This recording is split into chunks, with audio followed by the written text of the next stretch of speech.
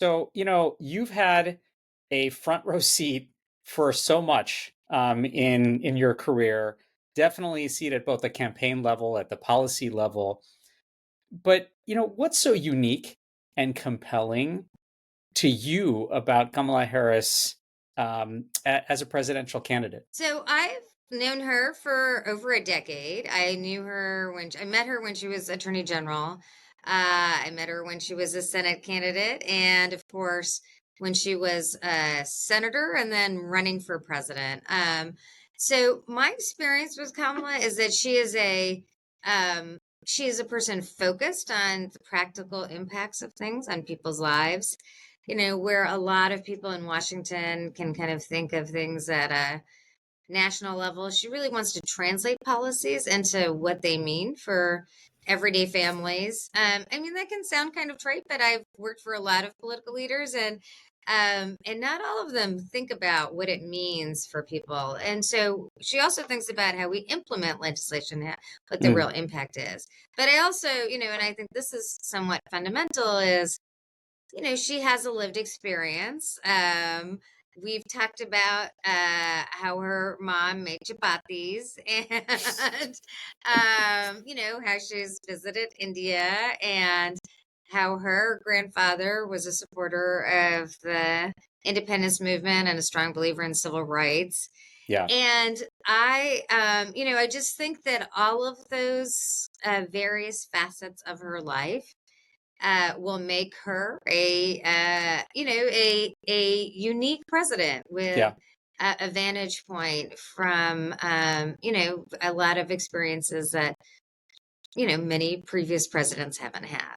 When you think about this, it's so exciting to hear that from someone of your perspective that she definitely has the kind of micro level kitchen table perspectives for everyday families, but Hmm. then also she's executed on so much in her career as well. And again, you're someone who has some great depth of perspective on this.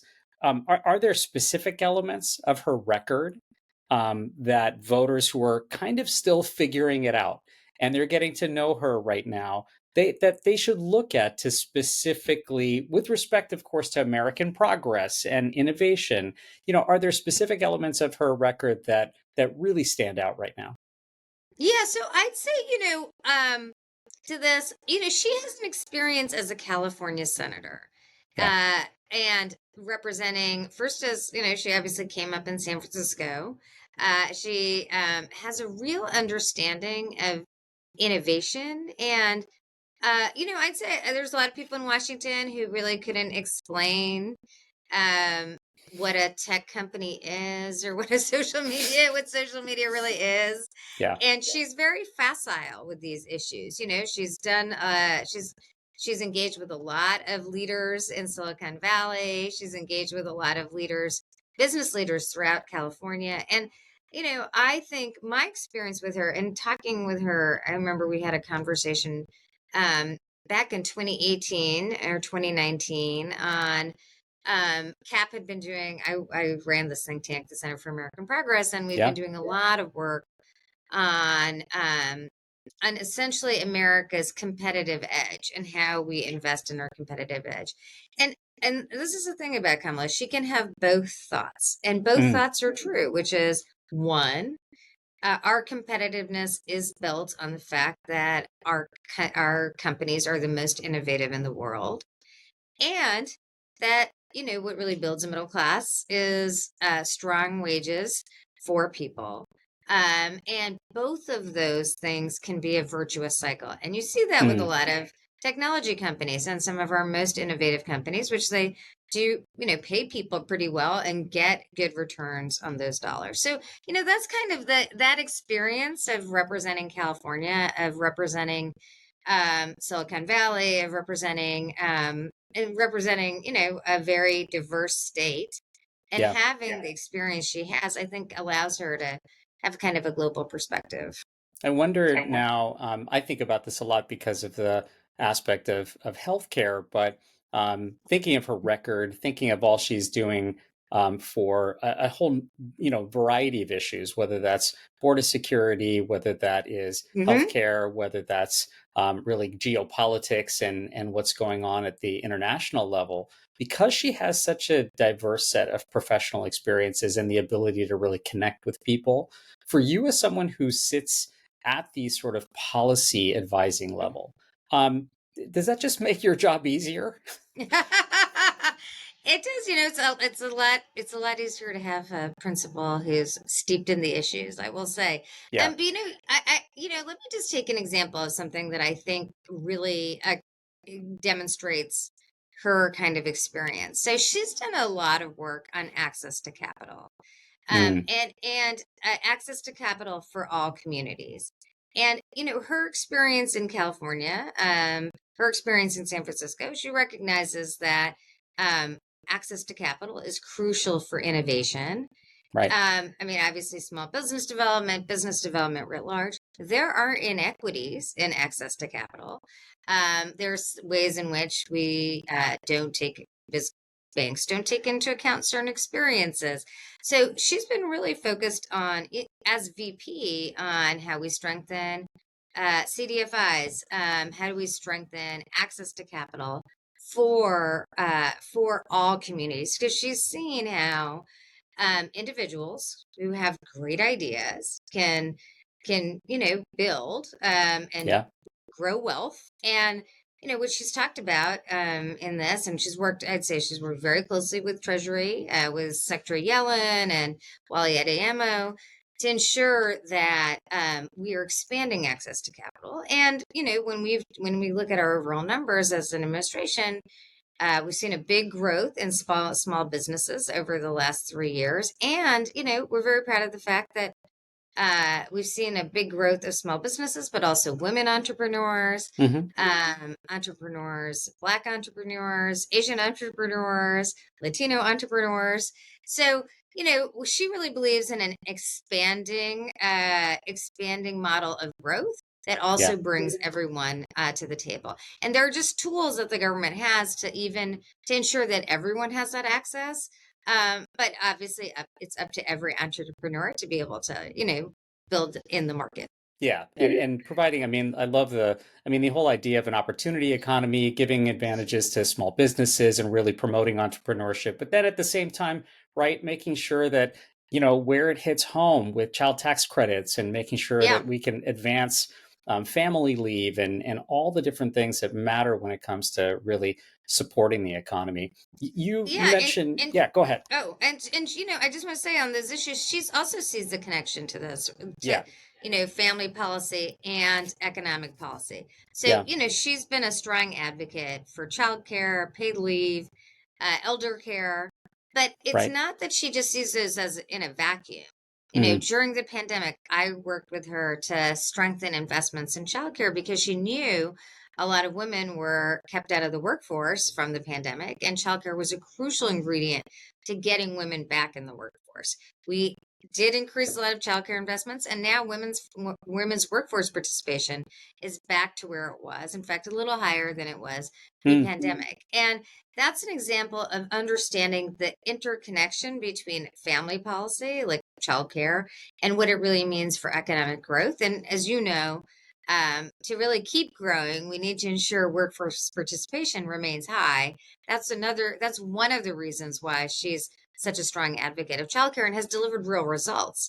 yeah. The president and the American Rescue Plan, the president and the vice president delivered, large investment in childcare, which has really made a difference for families across the country. Yeah, it's a huge, huge win, and it's an ongoing evolution that I know that she's going to advance even more.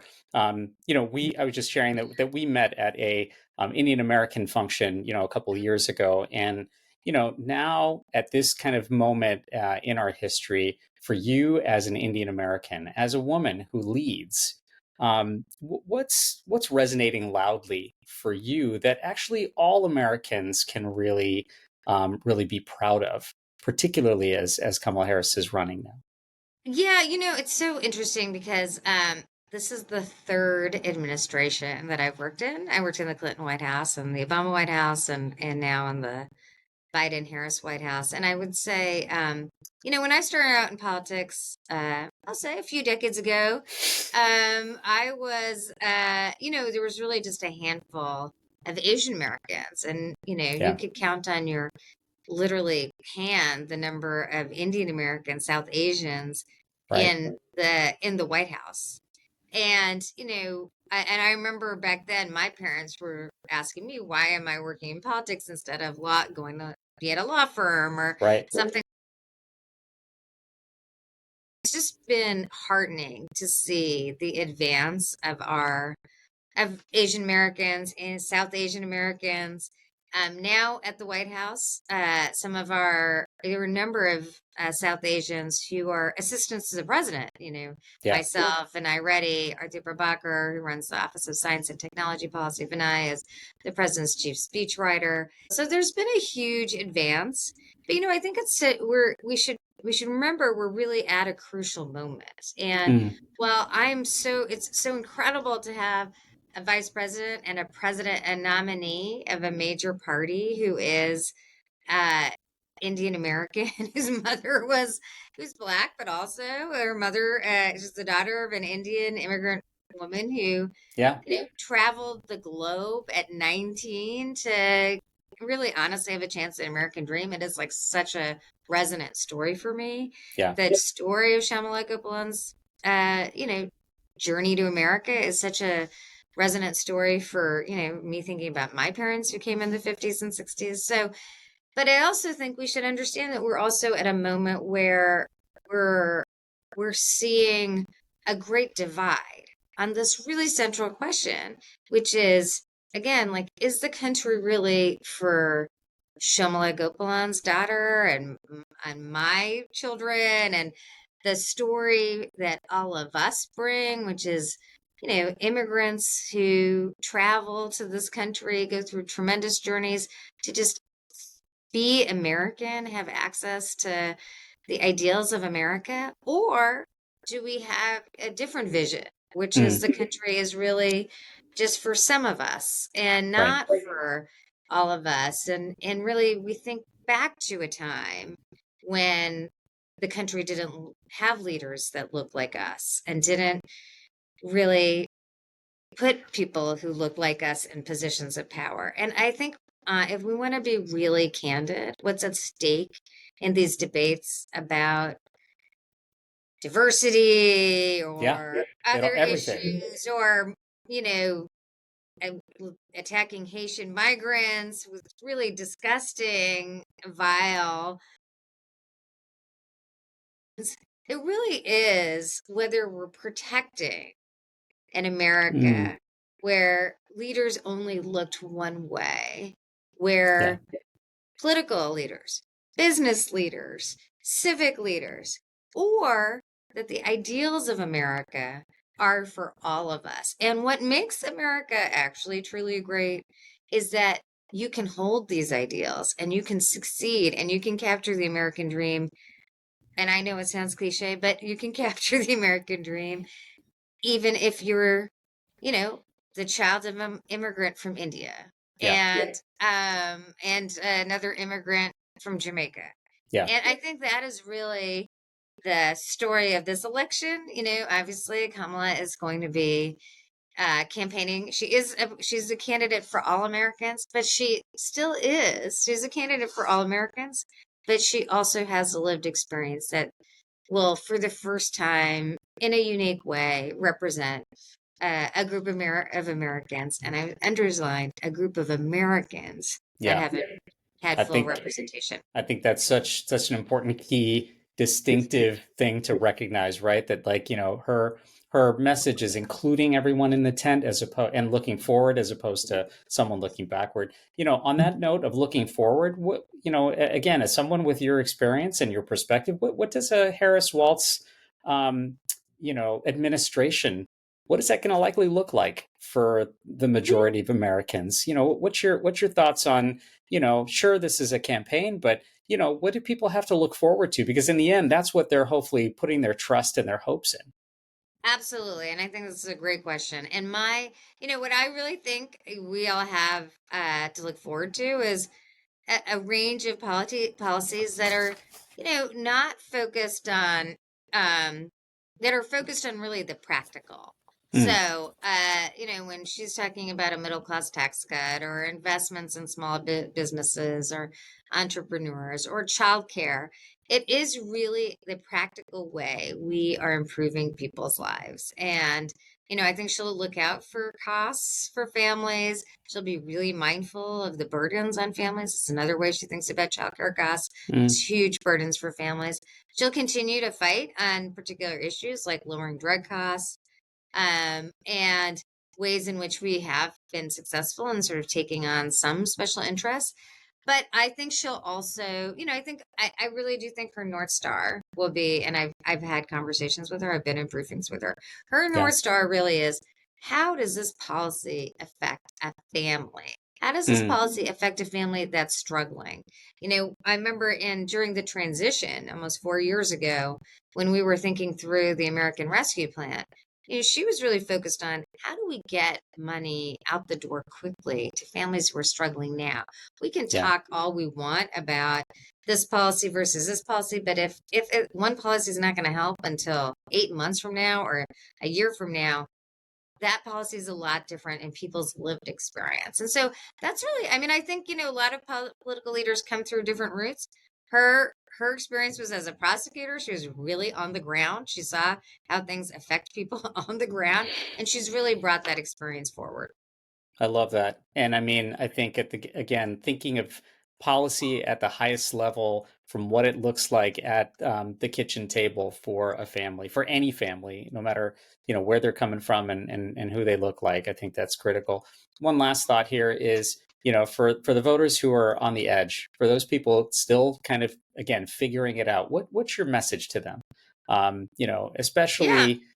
Especially for those folks who are, just either just getting to know and learn about Kamala Harris, or for that matter, still figuring it out. Yeah. I'd say this really comes down to a couple of things that I'd emphasize. You know, I think a big difference in this election is that, I know Kamala Harris and Tim Walz both very well. They are people who are going to think about your lives. They're not Mm, going to think about who their latest grievances with or what group they can attack or what political leader they can malign. They're really right. going to get up every day and think about, how can we make progress to make your life a little easier, or a little, how is to pay your bills or to address needs. I think that is really lost in our political debate. So I'm happy Mm, to talk about how, Kamala has a plan to grow the economy and ensure it grows for everyone by focusing on small businesses and expanding access to capital to all communities, or how she's going to get a middle class tax cut, or how she's going to invest in childcare, or, even on foreign policy, her focus on defending Ukraine and ensuring America has allies throughout the world. I can talk about yeah. any of those issues because Right. she's led on all Reproductive rights, the whole thing. Yeah. reproductive, and how central reproductive rights are for her, Yeah. and democracy, and how she's really gotten a lot done on voting rights. So I can talk about all those issues, but fundamentally, I mean, I've worked for a number of political leaders, and I'm very proud to have worked with so many. But the thing that distinguishes our most successful presidents are the people who really do get up every morning and think about how they can make progress for other people. Mm, And it's because it's a through line for them, it's a through line for their administration. And when it's a through line for the administration, people really do make progress on those goals. And I think she'll be a leader who excels at that. well, whether it's progress at the policy level or a through line for the American people, Neera, we thank you so much for joining us. This was really a treat, and really wish you all the best. Thank you. Great to be with you.